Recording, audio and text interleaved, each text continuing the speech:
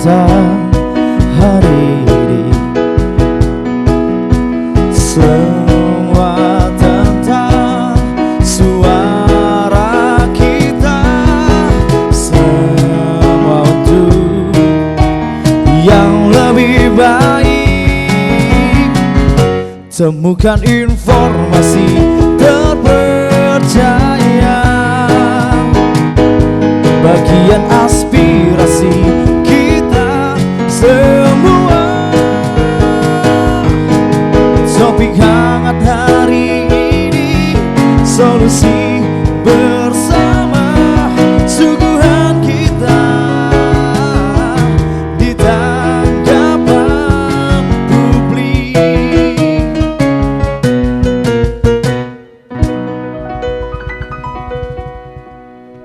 Keren Bang Ivan ya Bang ya. Keren suara Bang Ivan. Apalagi pakai Terima kacamata itu kasih. ya. Apalagi rambutnya itu udah keblek-keblekan gitu ya. Tambah wibawa ya Bang Iya, Ivan ya benar, hari ini ya. Widya Wibawa ya, menarik sekali Widya.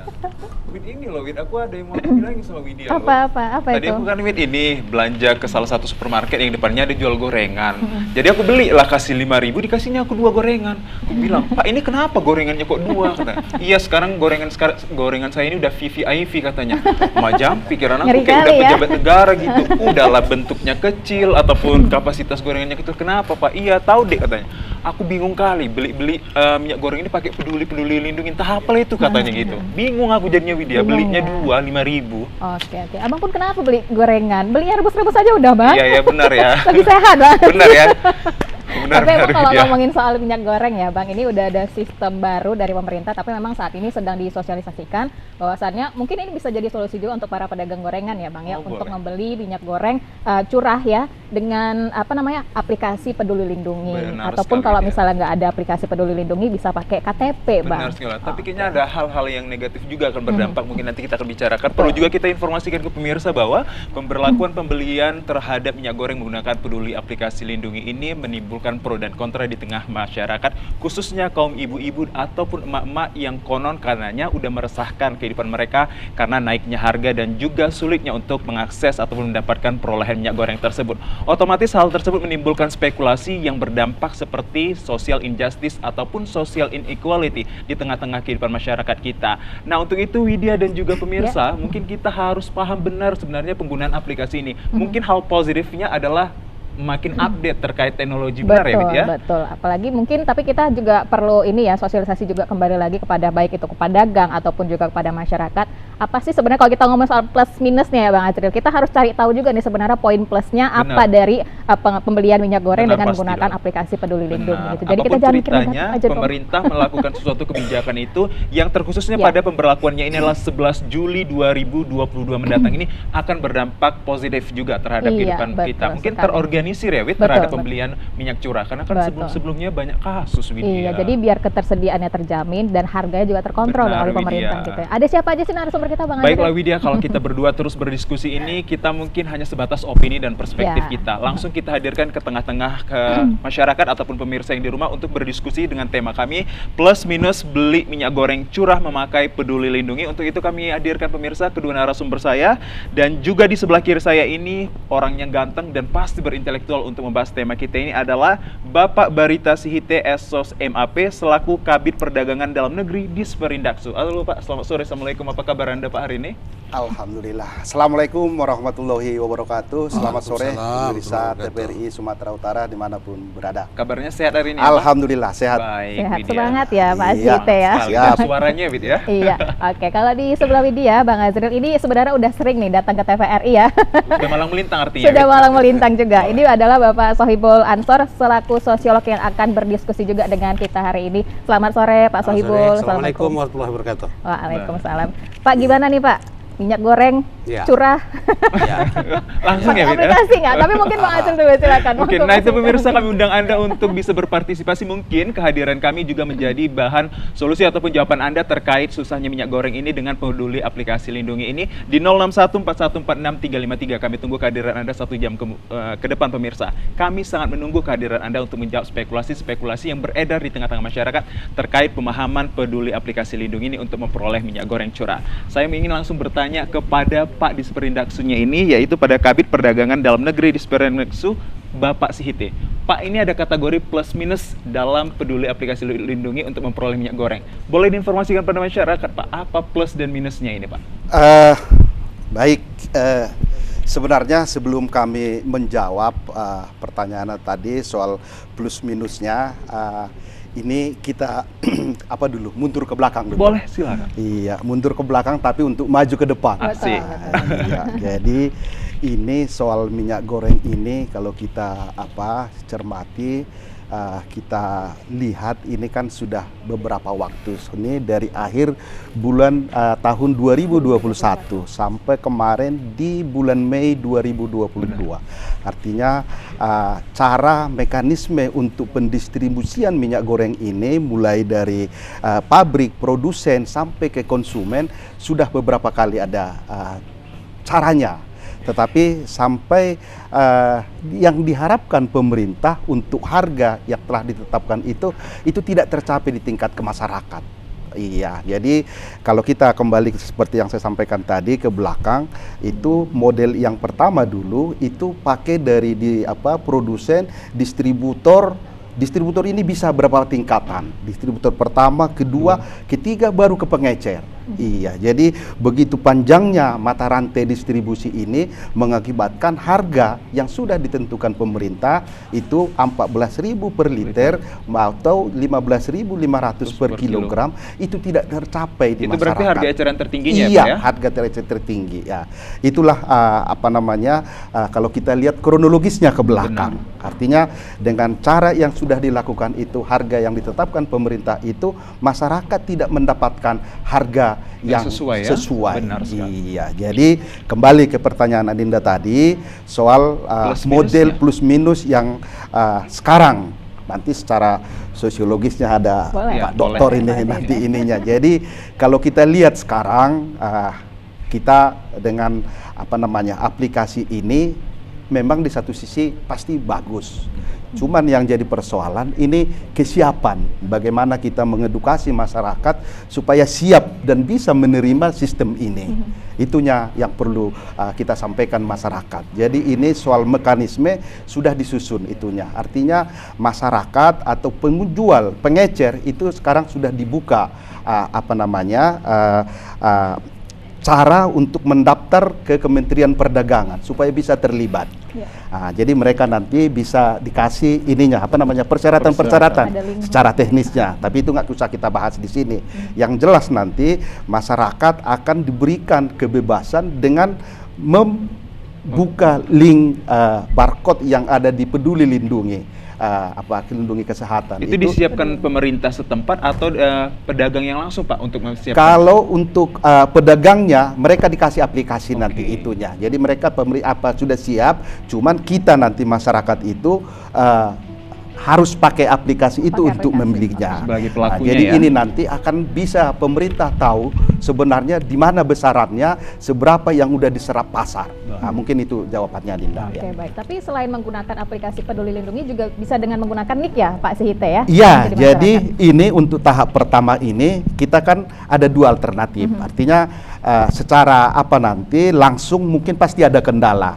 Artinya kalau kita lihat sekarang nih, kalau ibu-ibu nih Pak Doktor, kalau ke pajak kan biasanya hanya bawa uang. Jadi sekarang harus dirubah, harus bawa smartphone. Iya, isi kuota juga ya, Pak? Nah, iya, harus ada isi kuotanya. Karena kalau di pasar itu pasti wifi tidak ada. Jadi peralihan ke sininya nanti butuh waktu. Jadi pemerintah ini kasih waktu beberapa 2 minggu ke depannya. Tetapi kalau ini tidak tercapai, artinya secara manual nanti bisa pakai NIK. Iya, NIK nanti direkam dan kalau dia nanti pakai smartphone itu pakai scan itu nanti langsung ada keluar kodenya. Kalau dia hijau bisa bayar tunai, bisa bawa minyak. Tetapi kalau keluar nanti merah, artinya tidak bisa ya, Pak? Artinya tidak bisa. Berarti dua ketentuan warna tersebut dua ya? warnanya. Baik. Itu nanti bakal ada di pengecer-pengecer nanti, Pak Doktor. Pak, itu penentuan hijau merahnya artinya kalau misalnya dia mendapatkan merah, dia tidak layak untuk mendapatkan minyak goreng subsidi itu ya? Iya. Oke, baik. Gitu, ya. Kira-kira saya bisa dapat nggak? Dapat loh dong, Widya. Itu untuk yang memang masyarakat membutuhkan ya, Bang Azril ya. Oke lah, kalau gitu Widya ke Pak Sohibul Ansor nih. Pak Sohibul, ini dengan kemudian sistem baru yang diberlakukan oleh pemerintah, pembeli minyak goreng sekarang menggunakan aplikasi Peduli Lindungi. Kalau tadi kan memang banyak keresahan dari ibu-ibu ya. Saya juga tahu sih kondisi emak-emak Pak, kalau misalnya ke pasar ya cuma bawa uang, boro-boro bawa KTP Pak, nggak mungkin juga bawa handphone gitu Pak atau Ibu. Iya. Nah dari sosiolog sendiri ini melihat situasi saat ini, tanggapannya seperti apa Pak? Ada rujukan kasus, ini bukan komoditi politik seperti beras, tapi kok begitu gunjang ganjing ya. Sama seperti dulu zaman Orde Baru ada cengkeh, bukan komoditi politik. Gonjang ganjingnya bahkan dikumpul bakar gitu. Ini dalam teori sosiologi disebut dengan teori kutukan sumber daya. Orang kaya mati di atas ladang kekayaannya. Wow. Indonesia kita tahu semua, Pak Perdagangan tahu, Pak Siti, betapa besarnya potensi kita dibanding yang lain. Kita punya dari dulu itu, dan awalnya di sini, dibawa dari Afrika, ditanam di mana-mana, tapi industrialisasi pertama kapitalisme abad 19 di sini. Tetapi negara punya kontrol yang tidak semestinya. Lebih banyak orang lain punya ketimbang dia punya. Sama seperti perguruan tinggi, lebih banyak swasta punya daripada negara punya. Baik. Padahal di setiap kabupaten kota harus ada universitas supaya anak Pak Sihite cucunya nggak perlu membuang uang kemana-mana. Ini inbreeding proses supaya jadi pintar. Cukup di kampung kami, kita Tarutung. Jadi negeri kita ini memiliki suatu kisah yang luar biasa buruk. Terlalu lama dijajah oleh Belanda. Maaflah, ini ke hulu dulu ya, ke hulu dulu. Hulu persoalannya ada di mana ini? What is the root of the problem? Kalau ini udah teknis beliau nih, memang pedagang beliau nih, ya kan? Urusan pedagang transaksi itu nanti kita bahas itu. What is the root of the problem? Masalahnya di situ tuh. Kita nggak bisa mengendalikan, menginventarisasi dan mengelola kita punya sumber daya itu. Luar biasa buruk itu. Betapa banyak ini yang di sini nih, lus kita seluruhnya itu. Dan para pejabat pemerintahan kita banyak yang nggak paham apa beda investasi dengan outvestasi. Perusahaan-perusahaan asing datang ke sini berlomba-lomba, dia hebat aja rasa dia. Padahal coba lihat dulu dengan cara yang betul-betul adil, ini investasi atau outvestasi. Ketika untungnya lebih banyak kepada orang lain, itu Artinya return investment loh Pak. lah iya, return investmentnya itu nol kita di sini. Wow. Sangat menyedihkan. Kajian-kajian tentang pariwisata, internalisasi modal di situ tuh, cairan kemana-mana itu luar biasa buruknya itu. Tinggalnya uang di negeri sendiri sehingga dia jadi budak di situ tuh. Ini persoalannya.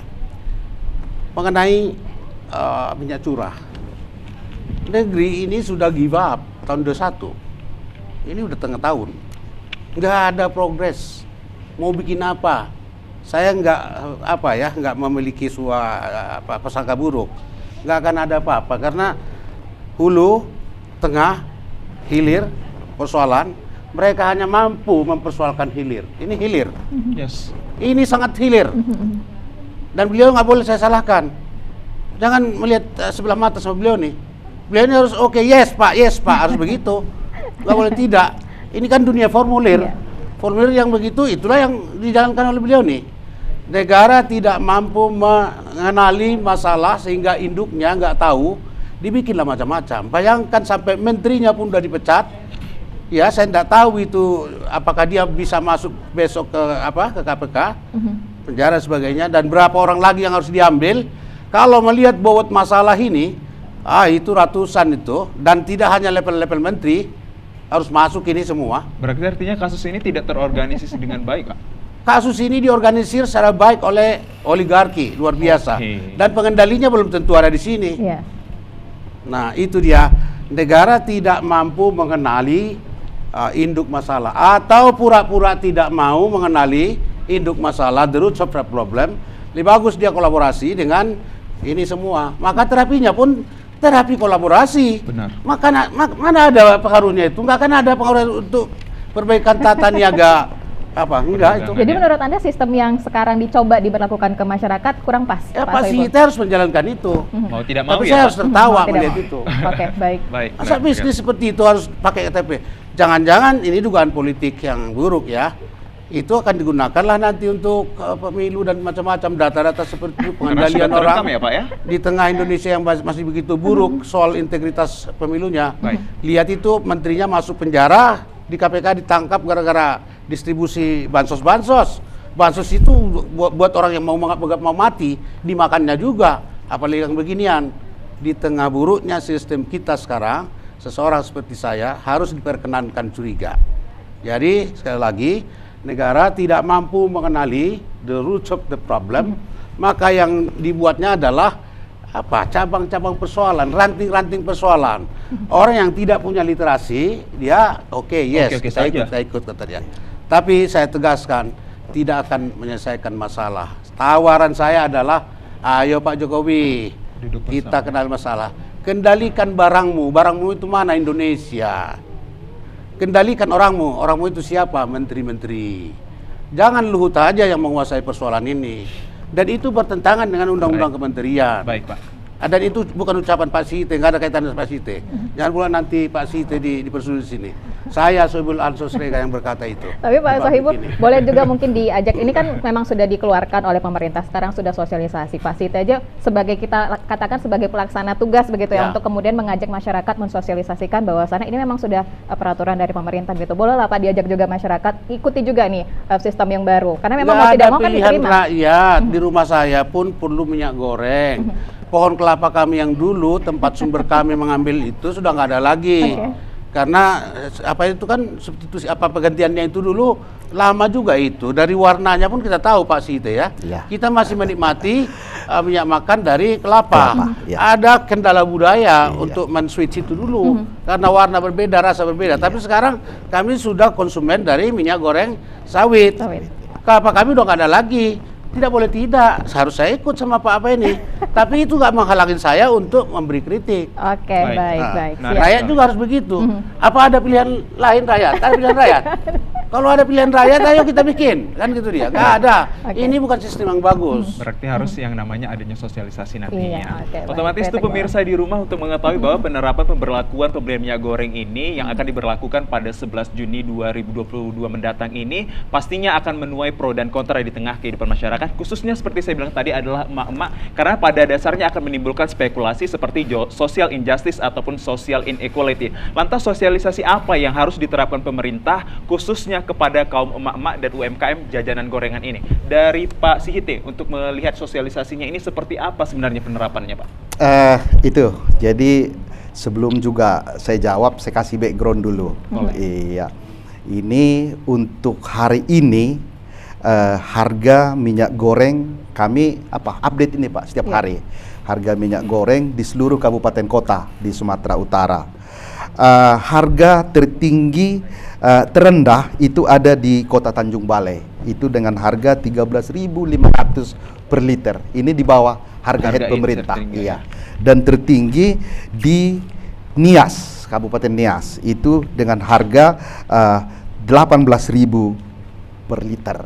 Jadi kalau kita ngambil harga rilis harga minyak curah di Sumatera Utara itu di angka 15.846. Berarti artinya jauh dari harga Masih eceran jauh tinggi ya, dari Pak? harga yang ditetapkan oleh pemerintah. Karena 15.500 sebenarnya Per kilo kalau untuk dia liternya. ini ukurannya 14 ya? masih liter. Liter, Iya. oke. Jadi Baik. ini masih di atas harga yang ditetapkan oleh pemerintah. Jadi itunya mungkin pandangannya bagaimana untuk memutus mata rantai dulu lah dari produsen sampai ke tengah masyarakat. Ngecer ya. Jadi kalau memang ini nanti bisa tersosialisasi, masyarakat bisa melaksanakan, ini harga ini pasti bisa tercapai karena mata rantai itu sudah terputus. Iya, ada terputus nanti.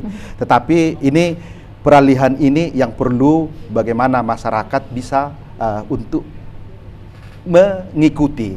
Iya, soal kendala itu pasti nanti Pasti apanya. ada. Seperti tadi di awal sudah kita singgung. Biasanya mak-mak, ibu-ibu kalau ke pajak itu bawa duit. Benar. Iya, jadi sekarang harus bawa smartphone. Udah, Kuota. kalau tidak dengan Kuota internet yang tersedia iya, ya Pak? tersedia, dan kalau itu belum mempunyai baru harus bawa KTP untuk menunjukkan NIK-nya. Baik. Iya. Sosialisasinya seperti apa Mbak nanti ke depannya? Apakah per daerah itu mengundang para asosiasi pedagang ataupun perkumpulan hal-hal yang berkaitan dengan untuk aplikasi Peduli Lindungi ini? Jadi ini kita kami dari Disperindak Pemprovsu kita sudah diskusi, sudah bicara dengan asosiasi pasar. Oke. Iya, dengan asosiasi pasar tingkat provinsi dengan kabupaten kota. Tapi ini baru di asosiasi, belum ke masyarakat. Oke. Artinya kita ini harus siap semua. Semua elemen harus siap untuk mencoba atau melaksanakan ini program dari pemerintah. Sejauh ini Pak, untuk kesiapan dari pemerintah sendiri gimana? Artinya karena aplikasi ini langsung di bawah oleh Kementerian Perdagangan. Jadi kita dari pemerintah provinsi maupun kabupaten kabupaten kota hanya mensupport lah. Artinya Oke. bagaimana kita bisa menyiapkan ini pedagang-pedagang yang ada di pasar. Jadi kami melalui asosiasi pasar, kami sudah berkomunikasi tentang ini. Walaupun karena barangnya ini belum kita lihat seperti yang disampaikan Pak Doktor tadi, artinya kita juga masih apa namanya, belum launching lah. Oke, Launching. Jadi nanti pada tanggal hari hanya kita lihat nanti seperti apa ininya, mudah-mudahan bisa tercapai apa yang diharapkan pemerintah dan masyarakat itu. Ini intinya bisa mendapatkan harga yang Sesuai dengan ketentuan pemerintah, ya, Pak? pemerintah. Karena itu sudah dihitung semua. Oke, Iya. baik. Baik, Pak Widya. Site, mungkin kalau berbicara kembali lagi soal pedagang yang diwajibkan untuk kemudian menggunakan aplikasi Peduli Lindungi juga seperti itu ya.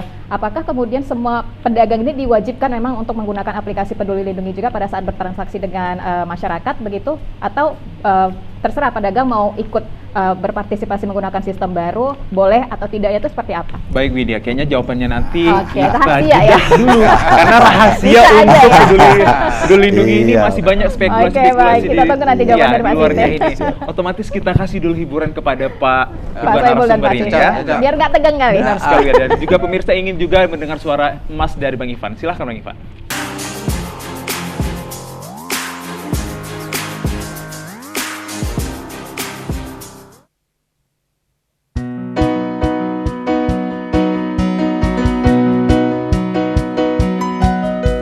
Semua tentang hari ini, semua tentang suara kita, semua untuk yang lebih baik. Temukan informasi terpercaya, bagian aspirasi kita semua. Topik hangat hari ini, solusi bersama, suguhan kita di tanggapan publik.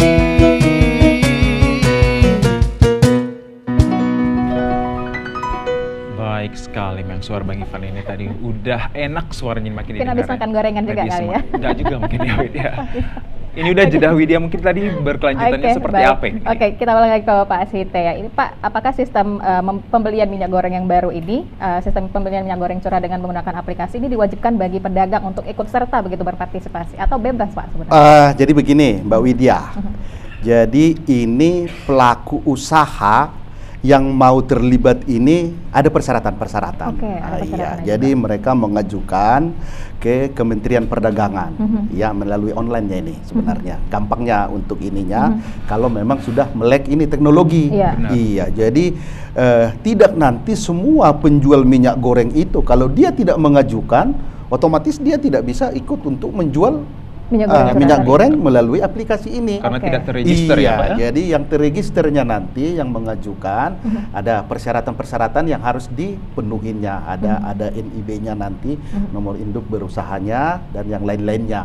Dan itu nanti yang sudah dapat perizinan itulah yang langsung nanti dapat supply dari produsen untuk menjual dengan mekanisme aplikasi kepada masyarakat. Oke, Ya. berarti ada sosialisasi juga ya Pak ke pedagang untuk diajak nih untuk ikut ke sistem baru begitu? Ini sekarang sudah Sudah. diinformasikan kalau itu. Artinya ini sekarang kita kan belum tahu seberapa banyak ini Pak Dokter yang Ya. sudah mau mengikuti ini. Makanya kita lihat dulu nanti pada saat launchingnya. Iya. Iya. Hasil Ya, mudah-mudahan lah. sosialisasinya ya, Pak ya? Iya. Benar. Mudah-mudahan karena harus melek teknologi itu ya Pak, mudah-mudahan Iya, kemudian itu tidak mungkin. mengurangi minat pedagang ini karena Iya. kita juga memang mengikuti perkembangan Benar zaman, sekali. kemajuan teknologi juga Bang Pasti, Ajril. itu yang hal positifnya. Namun dia berbicara tentang hal-hal yang positif juga ada hal-hal negatifnya. Mungkin saya bertanya langsung kepada Pak Soebul selaku Ya. sosiolog ini. Kalau kita gambarkan satu ilustrasi berkaitan seperti ini Pak, kalau dalam satu keluarga itu ada terdiri 10 keluarga yang memiliki NIK ataupun aplikasi Peduli Lindungi ini. Dan otomatis dalam perharinya mereka akan bisa kategorinya adalah menimbun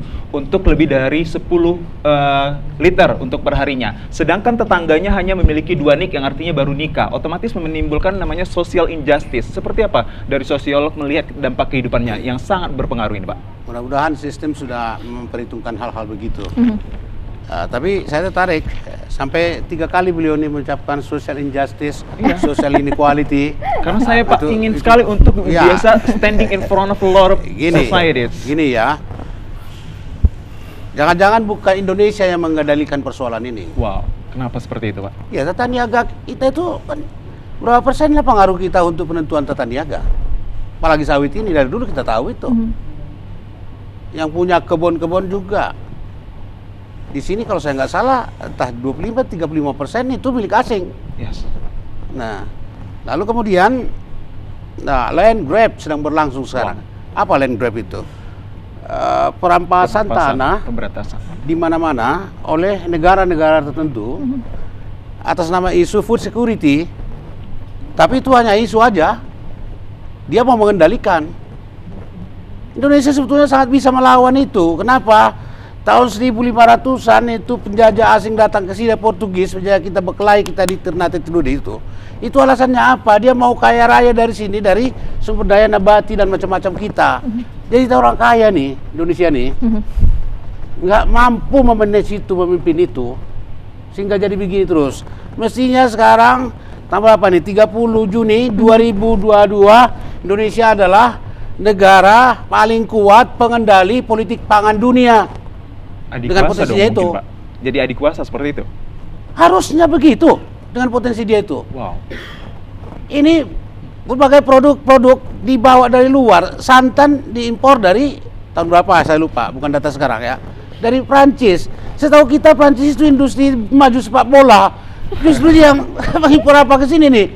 Gila enggak kalau dibaca sejarah ini nanti oleh anak cucu kita? Oh gila orang kami Indonesia di tahun abad 21 ya katanya. Apa sekolahnya dulu Pak katanya, grandpa katanya, Pak ditanya apa punya kan Pak ini. Apa sekolah opung dulu kok begitu bodoh kalian katanya. Oh my god. Jadi penjajahan itu nggak pernah putus ketika kita mendeklar kemerdekaan. Oh iya.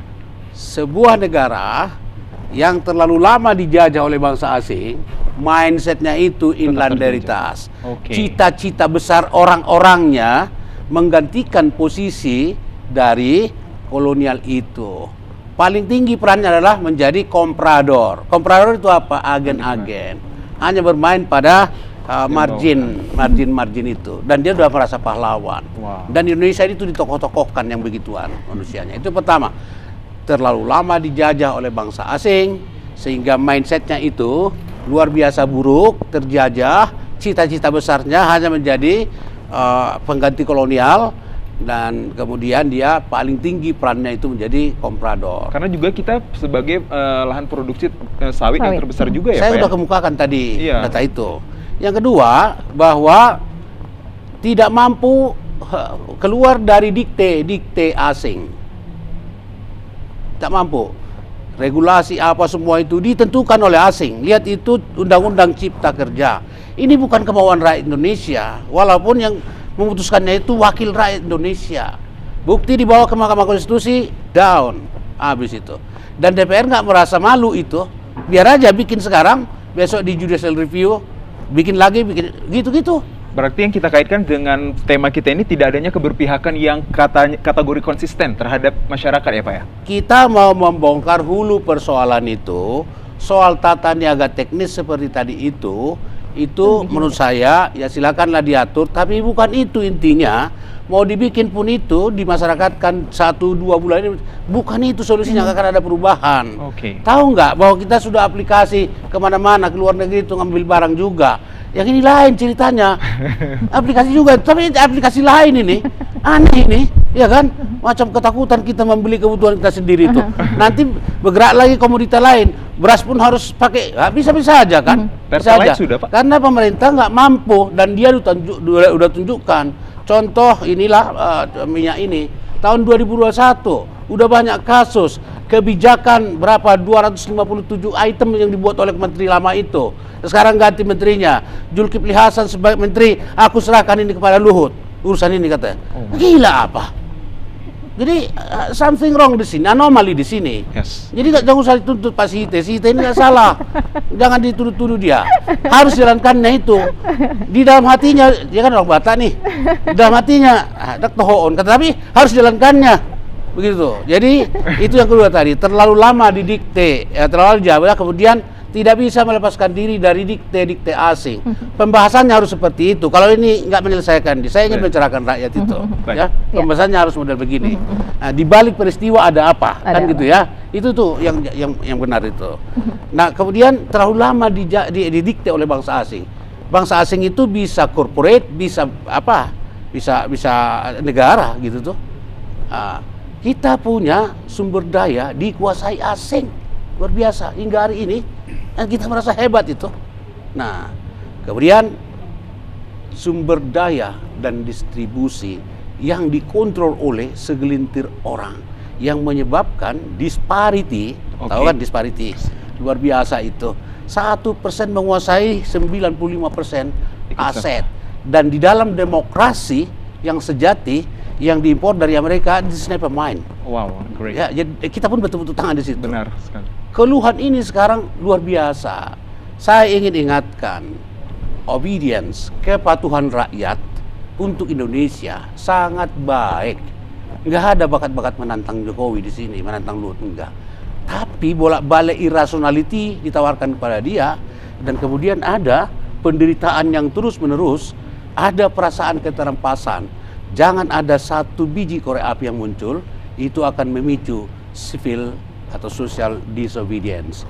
Ini yang saya takut. Yang ini berarti artinya nanti ke depannya bisa menjadi bom molotov yang akan seakan-akan bisa meledak dengan sendirinya. Nah, itu dia. Apalagi sekarang itu udah begitu susah, Pak Jokowi mau 3 periode pula. Kan gitu tuh.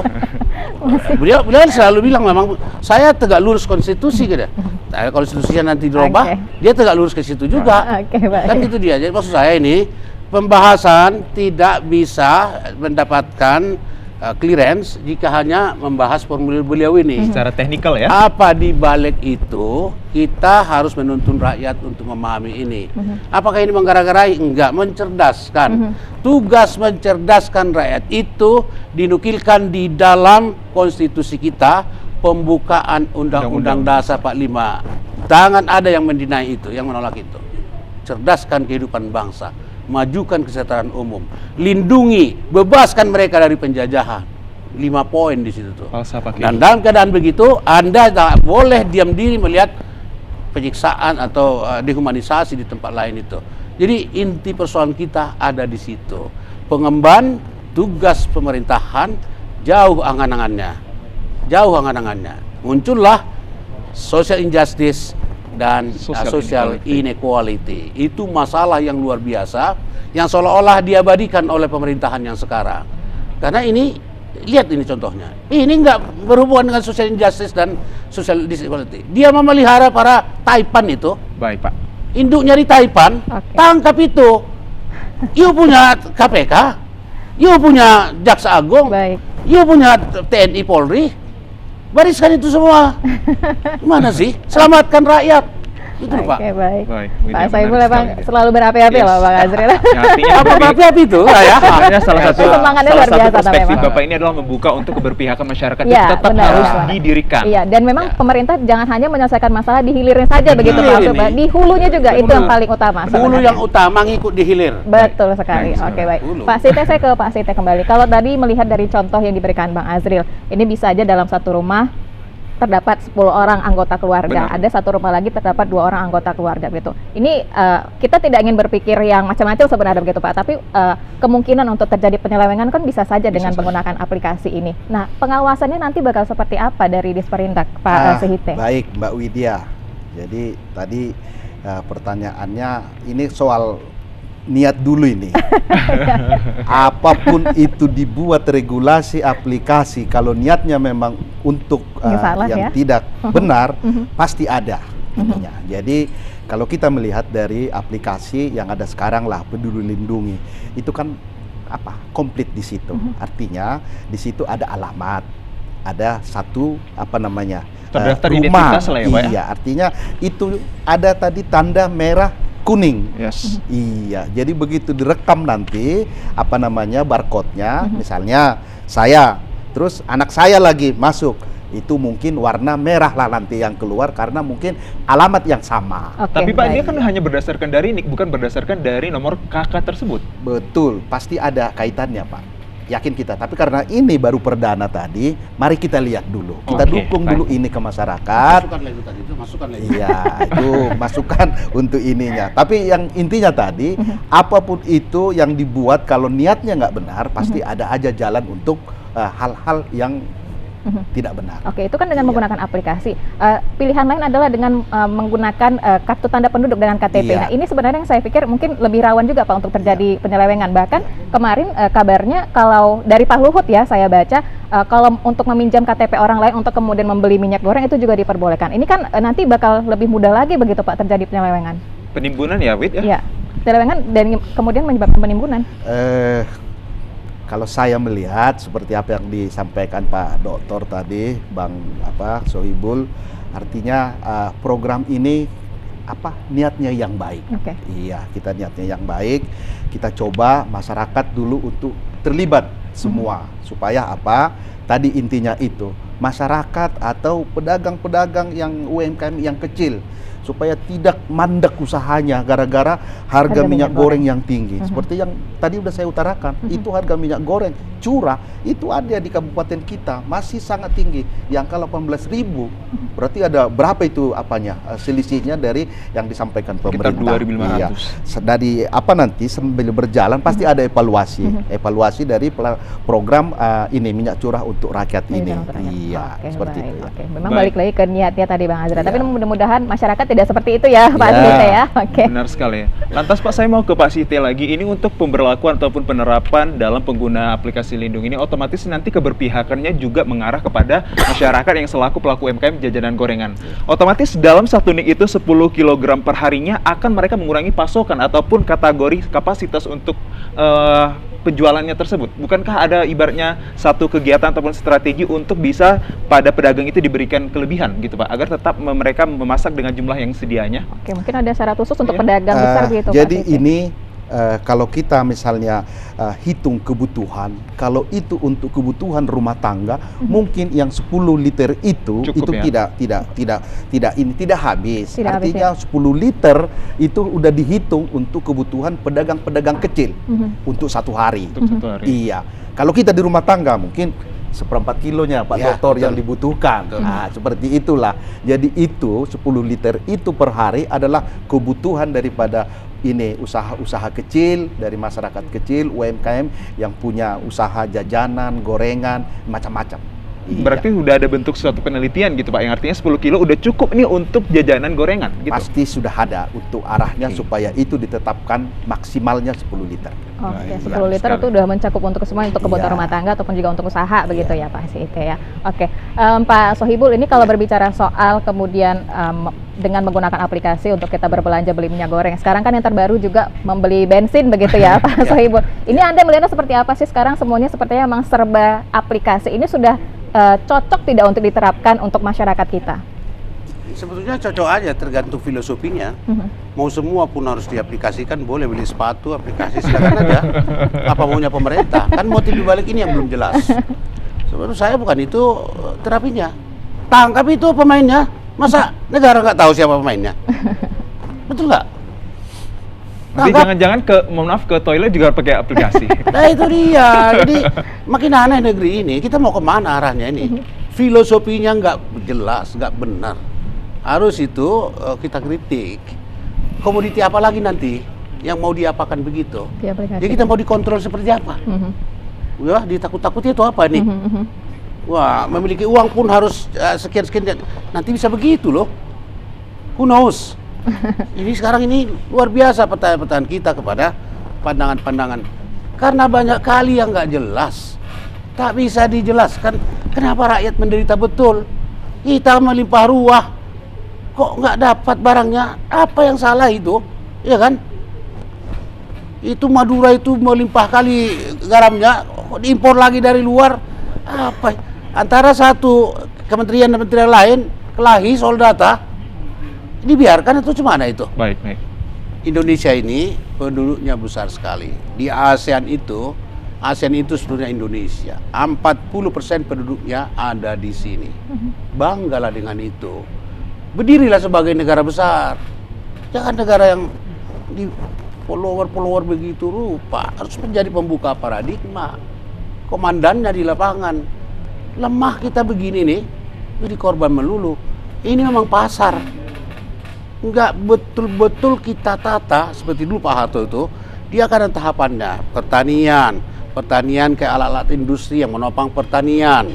Begitu sampai tahapannya itu tinggal landas itu udah jelas dengan indikator-indikatornya. Ini semua permainan pedagang. Nggak ada yang profesional. Semua orang cakap-cakap. Cakap nggak pernah ya, nonang ke nonang, kali nonang tinggal nonang. Baik, Pak. Cita-cita tak dapat dicapai. Baik. Jadi saya ingin realistis kita. Induk persoalannya di Jakarta, coba kita review ulang dulu makroekonomi kita. Kita geser itu, kita dorong menjadi makroekonomi konstitusi. Antara lain di pasal konstitusi itu, semua kekayaan itu harus daya gunakan untuk sebesar-besar kemakmuran rakyat. Bukan kemakmuran si A, si B, penimbun-penimbun itu. Karena itulah rakyat tersinggung. Ketersinggungan rakyat itu nanti kalau terekspresikan luar biasa buruk. Sebelum terjadi, pemerintah lah yang harus melakukan itu. Baik, Pak. Gitu. Baik, siap. Mungkin untuk sebelum kita mengakhiri diskusi yang hangat kita ini, mungkin dari bapak-bapak yang kedua ini kita akan nantinya memberikan satu spekulasi ataupun good perspektif kepada masyarakat agar nantinya sosialisasi dan mungkin dalam penerapannya 11 Juli 2022 mendatang ini sangat bersinergi satu dengan antara lainnya dan juga mereka paham untuk cara penggunaan teknologi yang berbasis aplikasi Peduli Lindungi. Dari Pak Sihite untuk memberikan satu bentuk positif perspektif agar sosialisasi ini berjalan dengan baik, Pak. Harapan kita masyarakat supaya tidak panik. Artinya pemerintah ini niat baik. Dengan apa yang sudah dilaksanakan sebelumnya itu head yang diharapkan pemerintah itu tidak tercapai untuk masyarakat. Jadi dengan sistem aplikasi ini nanti harapannya rakyat terutama pengguna minyak goreng curah ini bisa mendapatkan harga sesuai dengan apa yang diharapkan oleh masyarakat. Intinya mari kita lihat secara positif dulu.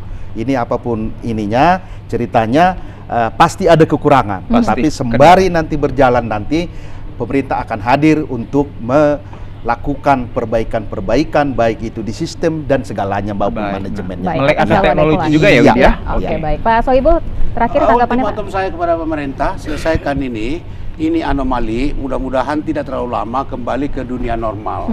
Banyak sekali risiko jika anomali ini berlanjut terus. Kita dihadapkan pada sejumlah isu krusial. Karena itu jangan sempat berikan kesempatan rakyat menerjemahkan liar sesuatu fenomena yang anomali. Segerakan itu ultimatum saya kepada pemerintah. Kok ultimatum? Rakyat Ya, sebagai seorang rakyat. Baik, baik. Pak Sohibul Ansor, terima kasih sudah hadir bersama kami. Pak Barita Siti juga terima kasih, Pak. Luar biasa perbincangan kita benar. Terkait aplikasi Peduli ini artinya adalah dari pemerintah telah menerbitkan suatu kebijakan, toh kita masyarakat harus juga melek dan juga menuruti segala regulasi. Toh ada juga hal positif dan juga negatif side terhadap perspektif yang dikeluarkan pemerintah ini. Yang intinya masyarakat pasti ingin keberpihakan itu terhadap mereka, khususnya bagi kaum yang menengah ke bawah. Benar ya, Widya? Benar sekali. Oke lah, kalau begitu diskusi kita sudah selesai, Bang Azril ya, dan tentunya mudah-mudahan pemirsa bisa mengambil apa yang bermanfaat ya. Informasinya biasa. Pak Sri ya Bang Anda. Oke, baik, kalau begitu kita langsung persilakan saja ke Bang Ivan ya untuk menutup diskusi kita hari ini. Silakan Bang Ivan.